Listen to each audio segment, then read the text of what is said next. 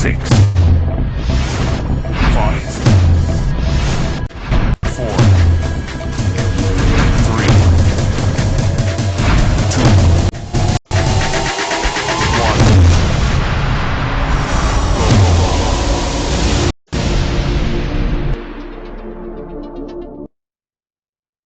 Well, good morning, everybody. Let me get my earphones together. Good morning to you all.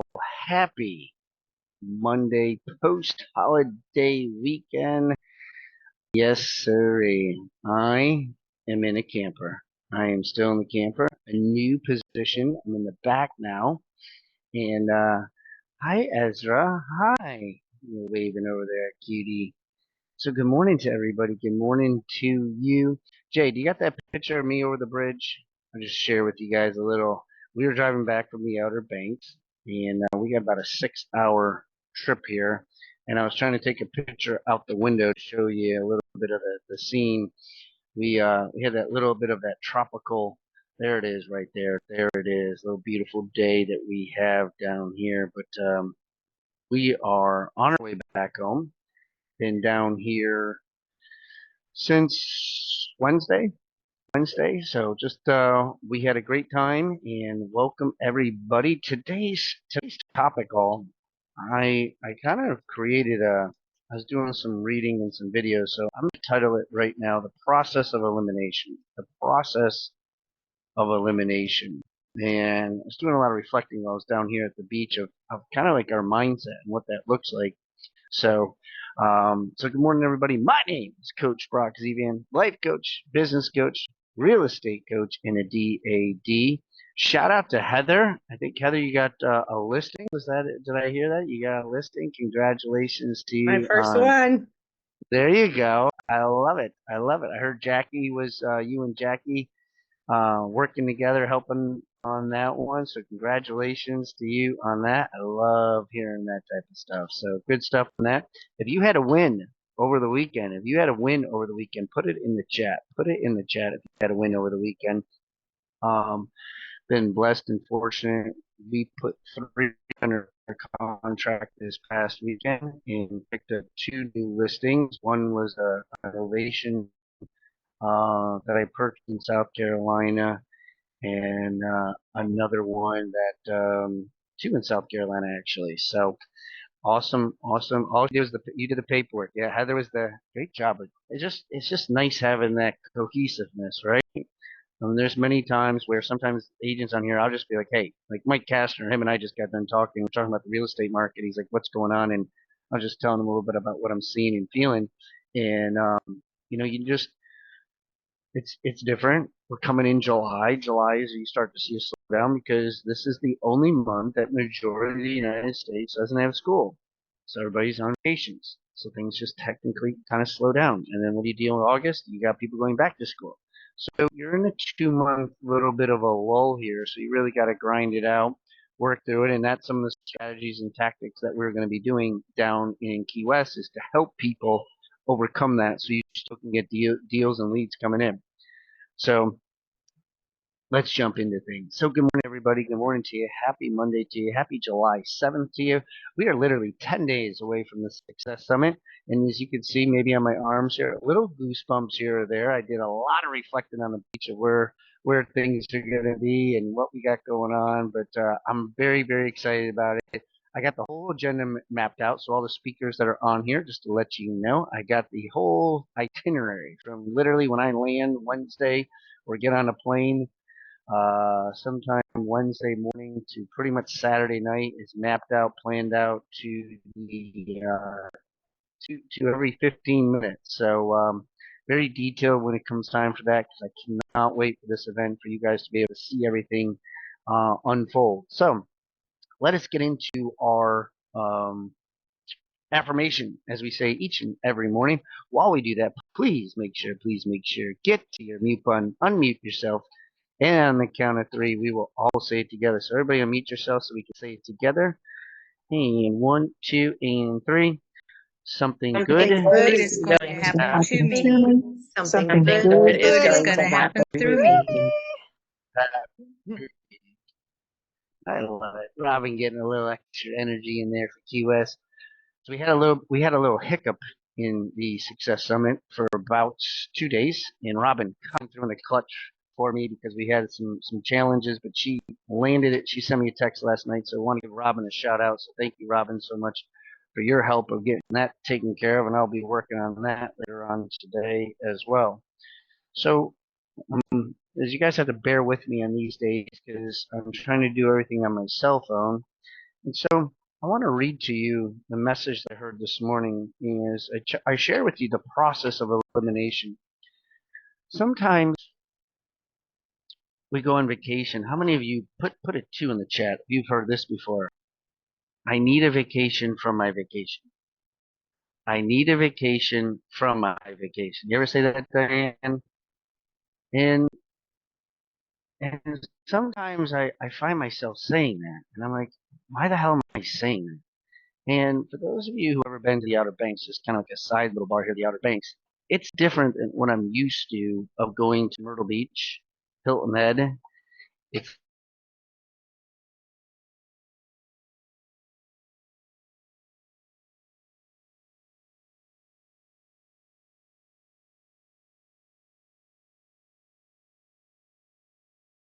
You're frozen, dude. I don't know if it's me or you. Christian, I was saying, can you hear me? Hello. Can you hear Now we me? can. No, you can. Okay. I don't know where you lost me, but I was saying about, oh boy, you froze up. Of course, I got like 2 bars. Okay. Working through I'm watching my cell phone, got 2 bars. If I need to go off of video, I'll just know I'm not trying to hide from you. But the thing with the Outer Banks is there's not a lot out here. It's actually kind of crazy. Like, you know how up north I'm used to like snow plows? Here they have sand plows because like the sand like just overtakes some of the road and we had to do some cool things. How many of you have ever heard of airing down? Airing down. Like you had to take your tires and drop them down to 20 psi to go on the beach. It was amazing. Like a lot of cool things. I'll be doing some videos that are just very fascinating to me. And so what happens is when we go on vacation, sometimes we need a vacation from our vacation because we're so into it. Because I don't know about you all, but we're wanting to do something. We want to see everything. And so this vacation was a little bit different. I didn't have my kids with me. It was my birthday. Um, Wendy and the couple we went with, like they didn't allow me to cook. I'm like one of those, all if you can imagine, like I constantly have to be doing something. Like I wasn't allowed to clean, I wasn't allowed to cook, I had to relax, and it was hard. It was actually hard, and some of you are like, "What's wrong with you? What the hell's wrong with you, kid?" Like I just really have a difficulty doing that, and so I had to learn to it. And so ironically, I was listening to today's message, and today's message I'm going to read to you. It's from Albert Hubbard. Albert Hubbard. In the devotion says this to me this morning. It says the sculpture produces the beautiful statue by chipping away such parts of the marble block that is not needed. It is a process of elimination. It is a process of elimination.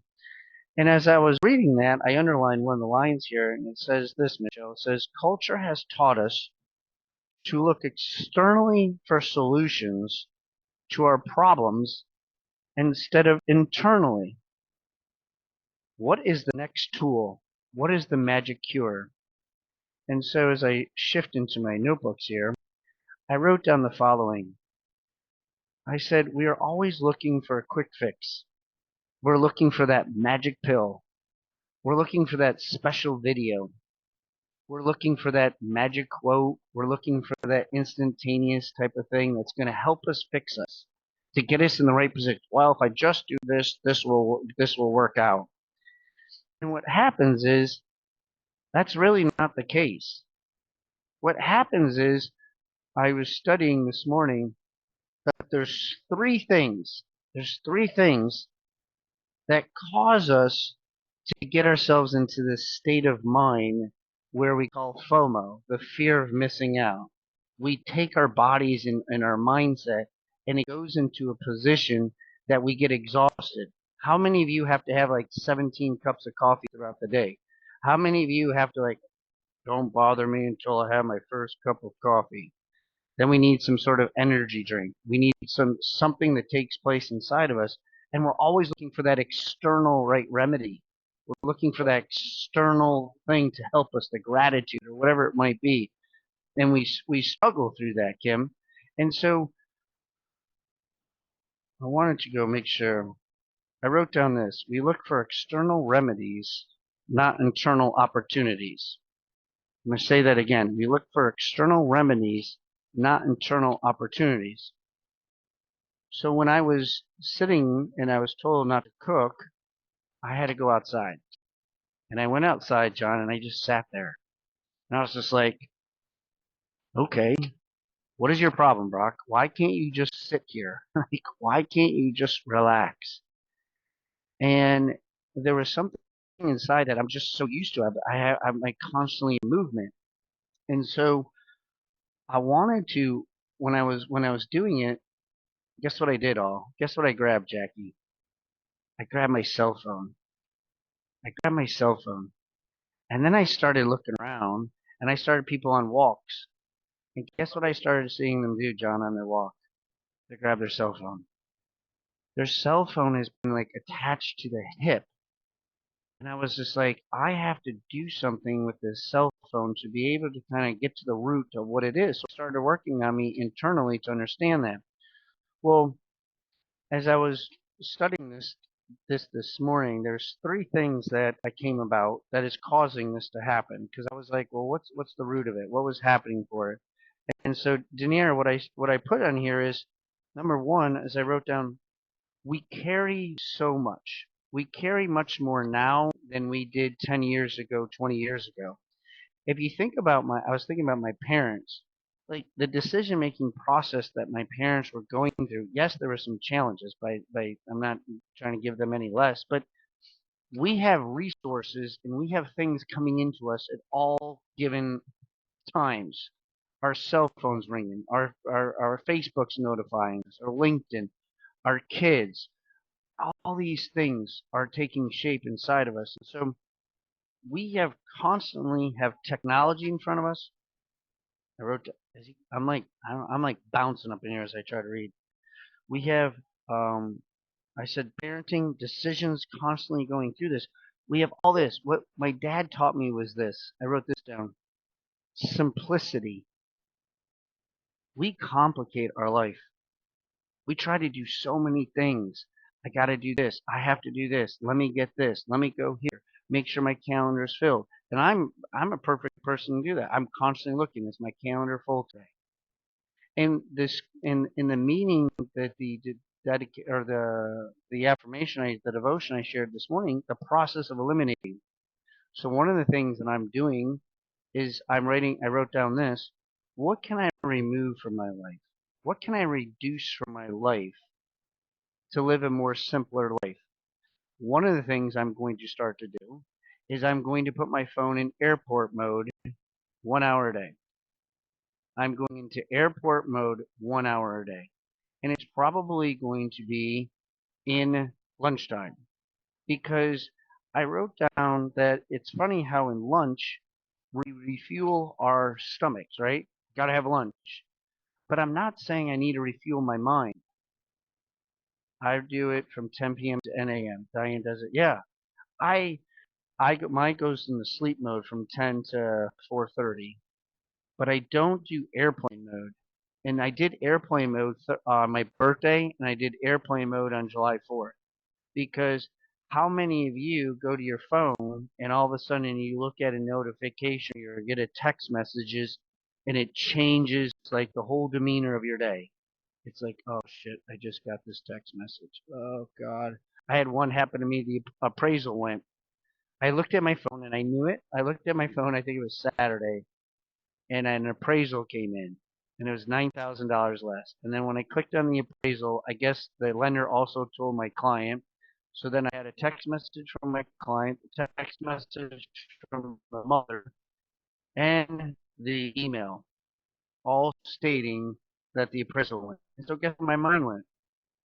Into the appraisal, into that. And so I realized that I have to go into this airplane mode.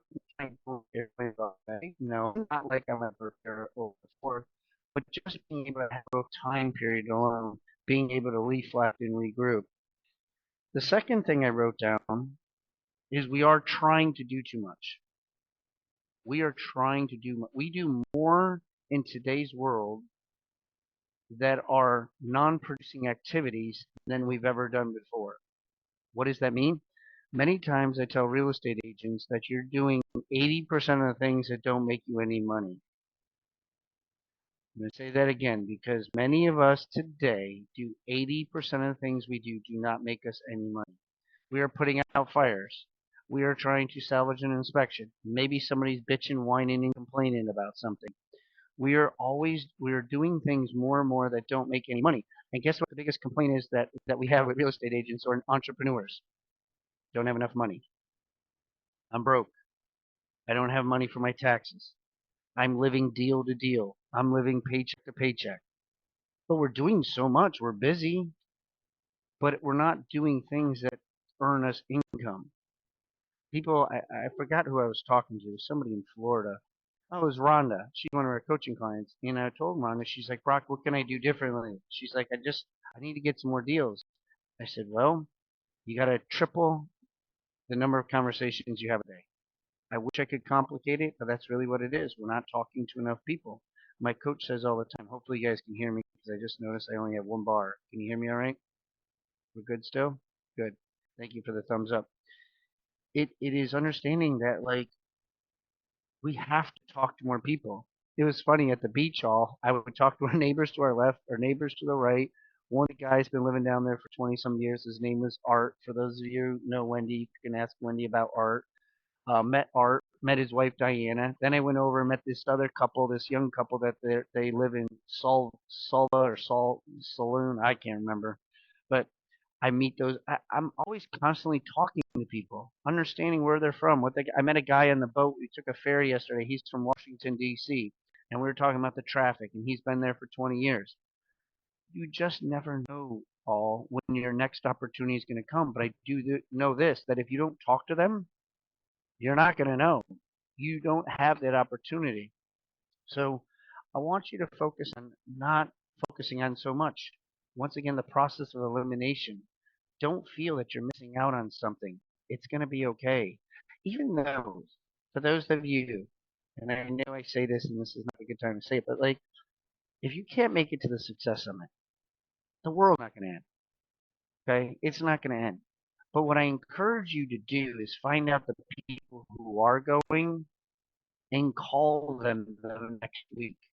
Engage with them. How'd it go? What'd you learn? What were your takeaways? What were things that you liked? Gosh, should I go to the next one? Prepare now for the next one. Okay? Number 3, we are processing more with our devices. We are processing more with our devices. I called myself out on it because when I said I was told I wasn't supposed to cook, clean, or do anything, I had to sit outside and I grabbed my cell phone. I went and grabbed that. I'm like, why am I getting myself? Why do I have to go and do that? We're looking at so many highlights, so many reels, so many sports. We're looking at all our news channels. God bless the people in Texas, by the way. We'll pray for all those in Texas. Oh, it's terrible. Kind of hit home for us here because we just had that in Western North Carolina take place as well. So prayers for all those in Texas and those families and everything else. Is just terrible. But the social media, all these things, our notifications, our dings, bings, and everything else that take place, we constantly are looking at that stuff. We're processing and seeing so many different things that come on up. And here's the thing, all. Look at that. Oh, thank you all for putting your phone numbers in there for those that are going to. Thank you. Um, write down those numbers, all, and meet them. Have a conversation with them today. Call them up and be like, hey, I hear you're going down to Key West. Talk to me a little bit about that decision-making process. Understand what it means. Because you don't know. They could have been going through some challenges as well to be able to come down there. But what happens is when we do all these things, for those of you who know this prayer, I'd write this prayer, or write down the name of this prayer and Google it, the Serenity Prayer. The Serenity Prayer. I read and listen to the Serenity Prayer all the time. It's focusing on what you can control removing the things that you can't control, and the wisdom to know the difference. That's pretty much in a nutshell. And so many people get so like, why are you doing that? Why are you getting, like, you can't control that. You just got to let it go. But it's hard. It's hard to let go. It's hard to be able to do that. And there's something that I learned. It's kind of like ironic. They did a study on this. It's called um, ego depletion. Ego depletion. Jay, if you could show that chart, and this is basically kind of like what happens in a nutshell. So this is what I learned of why I was struggling um, this past week when just being relaxing. So here's what it says. This is ego depletion. Ego depletion, how hard I work today is how likely you're going to eat the cookie. So let me explain a little bit more in detail. What happens is two things. Sometimes with me, thank you, Jay, is that if you work so hard, we justify it by saying, well, I was grinding it out. I was working so hard. I worked 6 days this week. I deserve this. I owe it to myself. Vice versa, what happens is if I relax too long, the fear of missing out takes place, and I reduce my controllability of making decisions because I let myself get to an extreme. And so, how many of us, when we work out, we're like, oh, I can pig out today because I worked so hard all week and I did this? Or in the case that I was in, as I was sharing with you all, is like, okay, I took 2 days off from my phone in airport mode. Like, I really got to grind it out on Saturday. And I'm like, why do I think that way? Why am I making that crazy decision? Because if it was a normal Saturday, I wouldn't work any more on a normal Saturday if I had my kids with me. But what happens, there's something inside of us that takes place where we're that fear of missing out, or we overcompensated too much. And so it's very, very important to understand that we have to stay in neutral ground in order for us to make decision making process. And or why I told people to put their phone numbers in here is because listening to other people's stories could help you remain grounded, could help you remain neutral.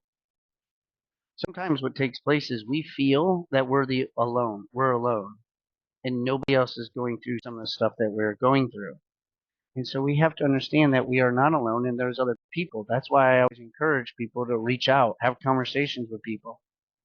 As I shared with you a couple things this morning already, how to work through this is, or what I did was one, airport mode on my phone and doing it for 1 hour during the workday. Two is doing more lunch reflection where I need to spend some more time reflecting. I'm going to take 15 minutes to do lunch reflection. So then that way I can keep myself grounded throughout my day.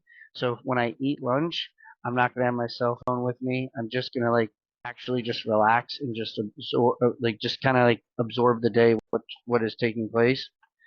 And I also want you to understand working on yourself internally. Okay. Jim Rohn talks about we work harder on our jobs than on ourselves. I want you, for those of you taking notes today, I want you to write down this. What are 3 things that I can do to work on myself internally this week?